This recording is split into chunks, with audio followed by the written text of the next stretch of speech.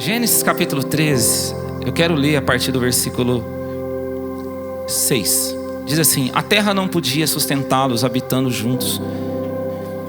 Como seus bens eram muitos, não podiam habitar juntos. Por isso houve um desentendimento entre os pastores dos rebanhos de Abraão e os pastores do rebanho de Ló. Nessa época, os cananeus, os perezeus habitavam aquela terra. E Abrão disse a Ló: não haja desentendimento entre mim e ti, nem entre meus pastores e teus pastores, pois somos irmãos.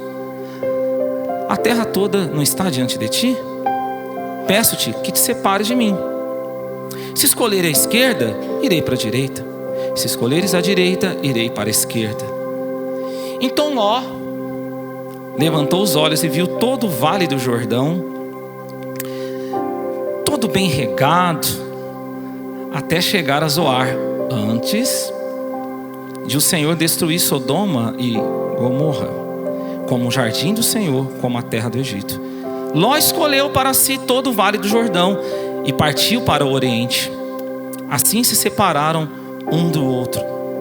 Abrão habitou na terra de Canaã, e Ló foi habitar nas cidades do vale, mudando as suas tendas até chegar a Sodoma.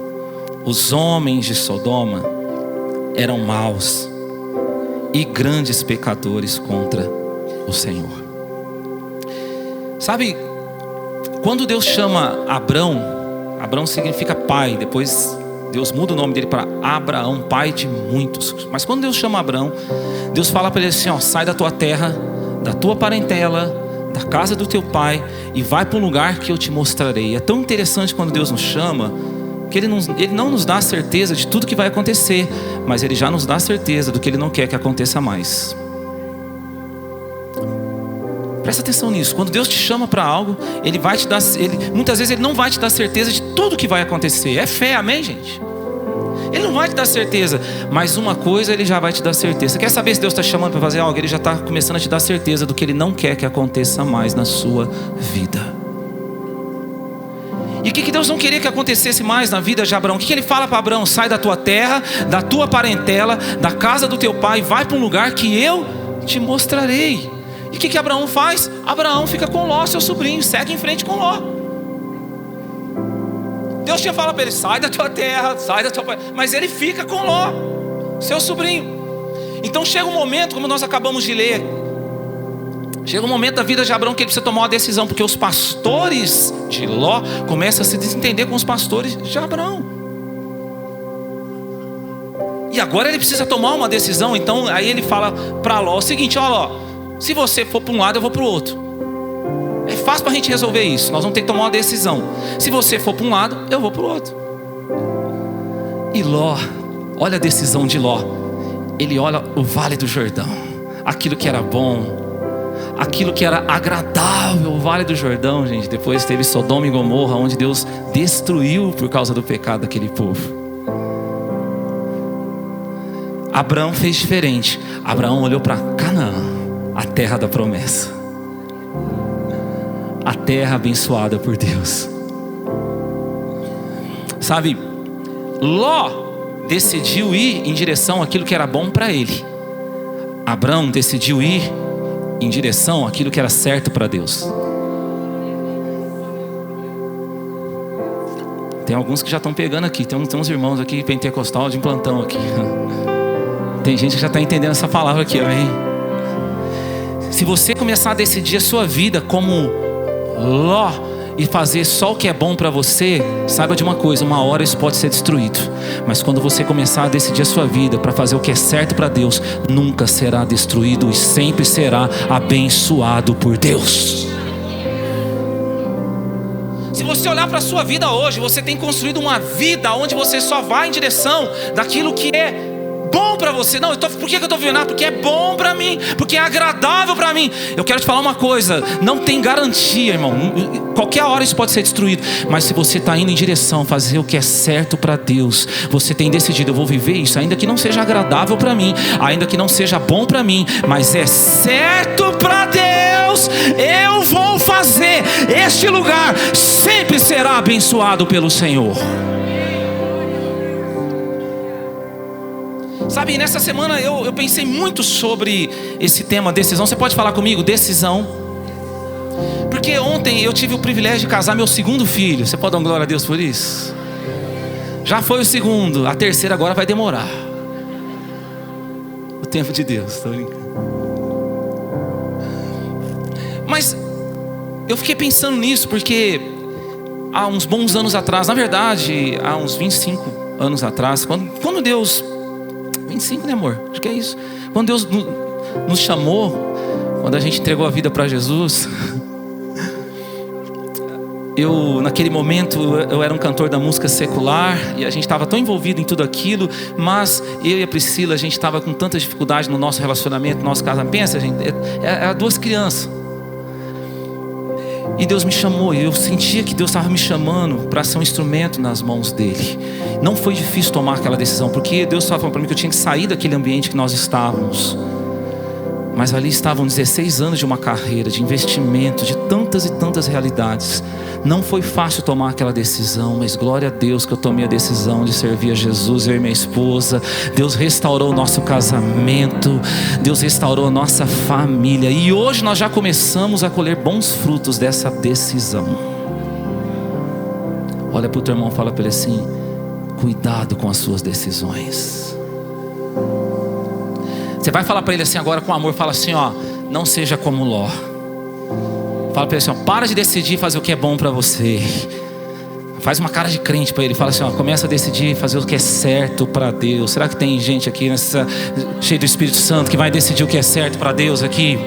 Você pode dar uma glória a Deus aqui? Você pode aplaudir Jesus por essa palavra? Então eu quero falar sobre isso hoje, sobre tomar decisão. Algumas chaves que eu quero deixar para o seu coração. E eu já sinto um ambiente tão profético aqui. Eu sinto que Deus tem tanta cura para manifestar, para curar aqui neste lugar. Deus vai fazer algo lindo aqui. Na verdade, enquanto você estava adorando, eu já estava te sarando. Eu creio nisso.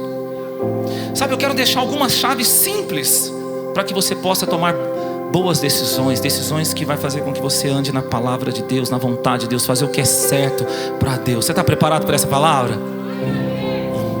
Primeira decisão, na verdade, primeira chave para você tomar uma boa decisão é o seguinte: não tome decisão quando você estiver cansado. Não tome decisão quando você estiver cansado. Talvez você entrou aqui hoje, você está assim: ah, pastor, eu estou cansado dessa vida que eu estou levando. Eu estou cansado desse relacionamento. Eu estou cansado do que está acontecendo na minha vida profissional. Estou cansado da minha casa. E muitas vezes você está querendo tomar uma decisão. E eu estou te falando aqui hoje: não tome decisão quando você estiver cansado. Porque normalmente, quando nós tomamos uma decisão e estamos cansados, nós vamos desistir de coisas que, se nós tivéssemos descansado, nós não desistiríamos. Quando você toma uma decisão e você está cansado, você corre o risco de desistir de muitas coisas que, se você tivesse descansado, você não iria desistir. Se você está cansado, você não tem que tomar uma decisão. Jesus falou para nós o que nós temos que fazer quando nós estamos cansados. Sabe o que ele falou? Mateus 11:28: vinde a mim todos os que estáis cansados e sobrecarregados, e eu vos aliviarei. Tomai sobre vós o meu jugo, aprendei de mim, que sou manso e humilde de coração, encontrareis descanso para as vossas almas, porque o meu jugo é suave e o meu fardo é leve. Se você está cansado, não é hora de você tomar decisão, é hora de você buscar a presença de Deus. Quando você busca a presença de Deus, Deus te dá renovo, Deus te traz alívio, Deus te dá direção, Deus traz refrigério para você. Está cansado, não é hora de decidir, é hora de buscar a presença de Deus. Sabe por quê? Ele vai te dar alívio e você vai viver renovado o que você estava vivendo cansado. Sabe, tem coisa que você chegou aqui hoje, você estava vivendo cansado. A hora que você buscar a presença de Deus, você vai viver isso de forma renovada em Deus. Você vai perceber: não preciso desistir, dá para continuar, dá para levar, dá para ir além. Deus está me fortalecendo. Ei, quem pode dar um glória a Deus por essa palavra? Sabe, hoje eu estava lendo o Salmo 42. E o salmista, ele fala algo tão lindo. Ele diz assim: como a corça anseia pelas águas, eu anseio pela tua presença. Eu acho tão interessante esse salmo, porque ele vai falando: por que está batida, ó minha alma? Por que te perturba, ó minha alma? Mas ele começa falando, ele faz esse paralelo da corça. Porque, querido, a corça, por mais cansado que ela esteja, ela sabe muito bem que quando ela encontra as águas, ela é renovada. Você sabia disso? A corça, ela pode estar cansada, mas quando ela encontra as águas, ela é renovada e ela sai numa velocidade. E sabe, se tiver ali um caçador atrás dela, ele já sabe que quando ela encontra as águas, não tem como mais pegar essa presa. Ele vai para outra presa. Essa é a história da corça. E o salmista, ele faz um paralelo. Sabe, o Espírito Santo falou algo para mim. Vocês querem receber essa palavra? Presta atenção nisso. O diabo, ele vive correndo atrás de quem está cansado. Vou falar de novo. O inimigo vive correndo atrás de quem está cansado. Mas tem uma boa notícia para te dar: ele vive fugindo de quem foi renovado. Tiago 4,7 diz: sujeitai-vos pois a Deus, resisti ao diabo e ele fugirá de vós. Pastor, eu não sei, eu estou sentindo tanta opressão, eu não sei, uma coisa ruim. Será que você não está cansado, não? Será que não está a hora de você buscar um renovo na presença de Deus? Sujeitai-vos pois a Deus, resisti ao diabo e ele fugirá de vós. Eu não sei se você está entendendo, querido. Se você chegou aqui cansado e você buscar um renovo de Deus, você vai sair daqui disposto a lutar por coisas que você estava querendo desistir na tua vida. Deus está falando para você: você não vai desistir. Você vai começar a lutar pela tua família, lutar pelo teu casamento, lutar pela conversão dos seus filhos, lutar pela sua empresa, lutar pela sua vida financeira. Você vai guerrear pelo seu ministério. Você vai começar a guerrear novamente. Você vai começar a orar novamente na tua casa. Você vai começar a bradar novamente na tua casa. Você vai colocar o inimigo para correr. Ei, será que tem crente aqui nessa noite para dar um glória a Deus neste lugar?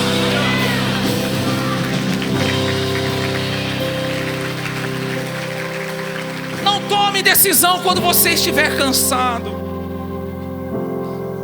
Mas eu tenho mais uma chave para o teu coração. Não tome decisão quando você estiver ferido. Sabe, quando você estiver ferido, quando você estiver machucado, não tome decisão. Porque normalmente, geralmente, quando uma pessoa está ferida e ela vai tomar uma decisão, a decisão é se isolar. A decisão de quem está ferido é o isolamento. É o isolamento. Sabe por quê? Quando você está machucado, até carinho dói. Vou falar de novo. Quando você está machucado, até carinho dói. Você já tentou fazer carinho quando você machucou alguma parte do seu corpo? Dói. Esses dias eu fui abraçar um irmão aqui na igreja. Ele tinha sofrido um acidente, eu não sabia. Fui abraçar ele: irmão, pelo amor de Deus. Ele estava todo machucado. Não. Sabe, deixa eu te falar uma coisa. Quando você está ferido, você não consegue nem receber amor. Você se isola de quem te ama. Porque o amor, para quem está ferido, dói. Então quando você estiver ferido, não tome decisão. A Bíblia fala de um homem chamado Elias. Na verdade, um grande profeta. Lá em 1 Reis, capítulo 19, conta a história. Esse grande profeta que Deus levantou num tempo que a nação de Israel estava vivendo um sincretismo espiritual muito grande. Olha só, eles adoravam a Deus, mas eles adoravam também a Baal, um falso Deus. Isso é um sincretismo. Quantas pessoas estão vivendo um sincretismo achando que está tudo certo? Adora Jesus, mas adora outros deuses. Não é? Você já viu isso? É Jesus e mais a rosinha da sorte. É Jesus mais a fitinha da esperança. Deixa eu te falar uma coisa, querido. Posso pregar aqui, gente? Vocês estão aqui comigo? Jesus e a cabecinha de alho. Quem está comigo aqui essa noite? Gente, alho, pelo que me consta, é para colocar na comida. Amém? Estou dando esse exemplo assim tão... Mas para que você possa entender que Jesus é suficiente para mudar a tua história para sempre. E eles estavam dessa forma. Eles adoravam a Deus, mas eles adoravam a Baal. E Deus levanta Elias nesse tempo com uma mensagem forte. Ele foi levantado para denunciar o pecado daquela nação, e aquele povo voltou para Deus. Foram muitos combates, foram muitas guerras que Elias travou, mas Deus deu tantas vitórias para Elias. Mas chega um momento que ele recebe uma ameaça de Jezabel, a esposa do rei Acabe. E a ameaça era o seguinte: que ele ia morrer dentro de um dia, eles iam matar Elias. E quando Elias recebe essa ameaça, sabe o que ele faz? Ele se isola. A Bíblia fala que ele vai para o deserto, porque Elias estava ferido. Mas posso te falar uma coisa? Ele não sabia que ele estava ferido, porque normalmente quando nós estamos feridos, nós não sabemos que estamos feridos. Você já teve a experiência de se machucar de alguma forma e você não perceber que você se machucou? Você só se percebe a hora que você vê sangue? Quem já viveu isso aí? Você bate em algum lugar, rala em algum lugar e você não percebe, você nem sente a dor. Aí de repente você olha para o teu corpo e você vê sangue. Onde que eu fiz isso? Muitas vezes quando nós estamos feridos, nós não sabemos que nós estamos feridos, nós não sabemos que nós estamos machucados. Mas a boa notícia é que Deus sabe se você está ferido. A boa notícia é que Deus sabe aonde você foi ferido. A boa notícia é que Deus pode curar a sua ferida. Só que olha a estratégia de Deus. Antes dele mostrar para Elias onde ele estava ferido, sabe o que ele faz? Ele manda um anjo para alimentar Elias. O anjo foi levar alimento para Elias, fortalecer Elias. E na força daquela comida, Elias saiu do deserto e foi para o Monte Horebe, lugar de buscar a Deus. Deixa eu te falar, na força daquela comida, Elias saiu do lugar de fuga e foi para um lugar de refúgio. Porque fuga é quando você se isola para não resolver o que tem que ser resolvido. Refúgio é quando você se fortalece em Deus para resolver tudo que tem que ser resolvido. Não sei se você está entendendo. Deus está falando para muitas pessoas aqui hoje: eu vou te tirar desse lugar de fuga e vou te levar para um lugar de refúgio. Vou falar novamente: Deus vai tirar muitas pessoas no lugar de fuga. Você tem fugindo porque você não quer resolver muitas coisas que Deus quer resolver na tua vida, mas Ele vai resolver. Ele vai te levar para um lugar de refúgio, onde você vai ser fortalecido na presença dEle e vai ser resolvido. Quem está entendendo essa palavra? E quando Elias estava lá agora fortalecido no lugar de refúgio, então Deus mostra para Elias qual era a ferida. Então Deus agora revela para Elias qual era a ferida dele. Deus faz uma pergunta para ele. Deus fala assim: ó, Elias, o que você está fazendo aqui? O que você está fazendo aqui, Elias? Nesse momento, Elias fala para Deus: o Senhor sabe, né? Só eu não me dobrei para Baal. Só eu não me dobrei para Baal. Só eu não me curvei. O que Elias estava falando para Deus é o seguinte: só eu estou certo. Olha aqui para mim, igreja. Quando você está ferido, você acha que só você é certo e que todo mundo é errado. Quer saber se você está ferido? É quando você acha que só você está certo, que todo mundo está errado. Eu estou certo, são as pessoas que estão fazendo errado comigo. Eu estou certo nessa casa, as pessoas que estão erradas aqui. Mas sabe o que Deus faz com Elias? Deus fala para Elias assim: Elias, tem mais de 7.000 joelhos que não se dobraram para Baal. Deus começa a curar Elias. Deus começa a sarar ele, dizendo para ele: Elias, não é só você, tem mais 7.000 joelhos que não se dobraram para Baal. Você quer saber quando você está sendo curado? Você começa a entender que não é só você que está certo, que tem muita gente que está certo, que não é só as pessoas que estão erradas, que você também tem muito erro. Olha para o teu irmãozinho com amor, fala para ele assim: ó, baixa a bola.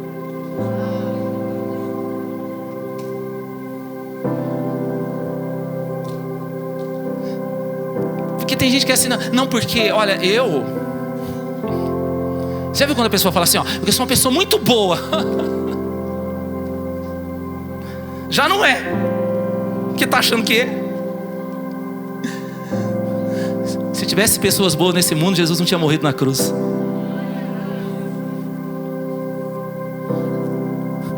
Mas Jesus morreu pelos pecadores. Ele não veio para os sãos, ele veio para os doentes. Aleluia. Quem pode dar glória a Deus por essa palavra aqui? Aleluia. Pode aplaudir Jesus.